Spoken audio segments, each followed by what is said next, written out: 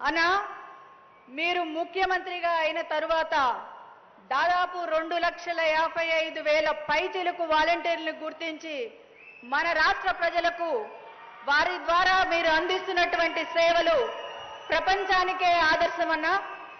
ఈరోజు చంద్రబాబు నాయుడు గారు చెప్పారు, బాబు వస్తే జాబ్ వస్తుంది, ఇంటికొక ఉద్యోగం ఇస్తాను, నిరుద్యోగ భృతి ఇస్తాను అని చెప్పి మాట తప్పిన పరిస్థితులు మనందరికీ తెలుసన్నా. మీరు ఈ వాలంటీర్ వ్యవస్థ తీసుకువచ్చినప్పుడు వాళ్ళు మాట్లాడినటువంటి అవాకులు చవాకులు కూడా రాష్ట్రమంతా చూశారు. ఈరోజు తెగిడిన నోటితోనే పొగడ్తలు కురిపించేటువంటి పరిస్థితికి వాలంటీర్ వ్యవస్థను మీరు తీసుకువచ్చారు. అదే కదా పాలన అంటే. వాలంటీర్స్ ను నియమించినప్పుడు వాళ్ళని ఇంటి దగ్గరికి రానివ్వడానికే చాలా మంది సందేహపడితే, ఈరోజు వాలంటీర్ అంటే మా ఇంటి అమ్మాయి, మా ఇంటి అబ్బాయి సూర్యుడైనా పొద్దున్నే వస్తున్నాడో లేదో కానీ ఫస్ట్ తారీఖు కల్లా తెల్లవారుజామునే వాలంటీర్ వచ్చి మా ఇంటి తలుపు తట్టి ఈరోజు పెన్షన్ ఇస్తున్నారు అంటే అది కేవలం మీదయే అన్నా. ఇప్పుడైతే కోవిడ్ రోజులు, లాక్డౌన్ రోజులు మనం మర్చిపోయాం కానీ ఆ రోజు ఇంట్లో వాళ్ళు ఒకళ్ళు పలకరించుకోవడానికే భయపడేటువంటి పరిస్థితుల్లో మరి వాళ్ళ కుటుంబాలను కూడా లెక్క చేయకుండా సేవలు అందించినటువంటి సైనికులు ఎవరన్నా ఉన్నారంటే అది వాలంటీర్లు మాత్రమే అని చెప్పుకోవడానికి మేము కూడా గర్వపడుతున్నామన్నా. ఇంకా చెప్పాలి అంటే ఈరోజు ఎవరన్నా పెద్దవాళ్ళకి బాగోపోతే తల్లిదండ్రులు బిడ్డలకైనా ఫోన్ చేస్తున్నారో లేదో కానీ ఈరోజు వాలంటీర్కి ఫోన్ చేసి, అమ్మా మా పెన్షన్ ఏమన్నా ముందు ఇవ్వగలుగుతావా అంటే ఒక వాలంటీరు 2 కిలోమీటర్లు వెళ్ళి ఆ 3,000 తనే అందించినటువంటి చరిత్ర కూడా ఈరోజు మన ఆంధ్ర రాష్ట్ర వాలంటీర్లకు ఉందని చెప్పుకోవడానికి చాలా గర్వంగా ఉందన్నా.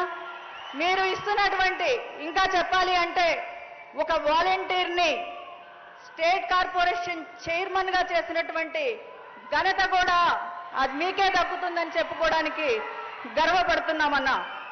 మరి మీరు వాళ్ళ సేవలను ఇతోధికంగా పెంపొందించే విధంగా మీరు ఇస్తున్నటువంటి ఈ అవార్డులు వాళ్లకు ప్రోత్సాహకాలు ఒక మెడిసిన్ లాగా పనిచేస్తాయని చెప్పడానికి కూడా ఏమాత్రం సందేహం లేదని తెలియజేసుకుంటానన్నా.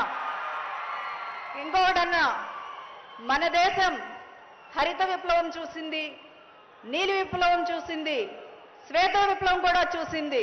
కానీ మన రాష్ట్రానికి ఉద్యోగ విప్లవం తెచ్చినటువంటి వ్యక్తి ఎవరన్నా ఉన్నారంటే అది మీరేనన్నా. ఒకే నోటిఫికేషన్తో 1,35,000 సచివాలయటువంటి సిబ్బందిని మీరు కులం చూడలేదు, మతం చూడలేదు, ప్రాంతం చూడలేదు, పార్టీలు చూడలేదు, పారదర్శకంగా ఉద్యోగాలు ఇచ్చినటువంటి ఘనత ఏదైనా ఉందంటే అది కేవలం మీకే చెల్లుతుందన్నా. ఇంకా ఈరోజు మీరు కల్పించినటువంటి ఉద్యోగాలు ఎంత అని కేంద్రం చెప్పిన లెక్కలు 16 లక్షల మందికి ఈరోజు మన రాష్ట్రంలో ఉద్యోగాలు కల్పించబడినాయి అన్న. ఈరోజు మరి రాజధాని ప్రాంతం అన్న గతంలో 1,000 రూపాయలు ఇచ్చారు. మీరు వచ్చిన తర్వాత దాన్ని 3,000 రూపాయలకు పెంచారన్నా. మీ దయతో దాన్ని 5,000 చేయమని పెద్ద మనసుతో అంగీకరించమని కోరుకుంటా ఉన్నానన్నా.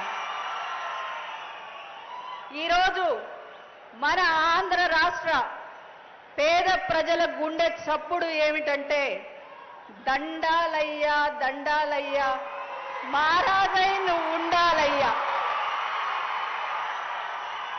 చివరిగా అన్న ఈ ప్రాంత ప్రజల కోరిక ఒక్కటి మనవి చేసుకుంటానున్నా.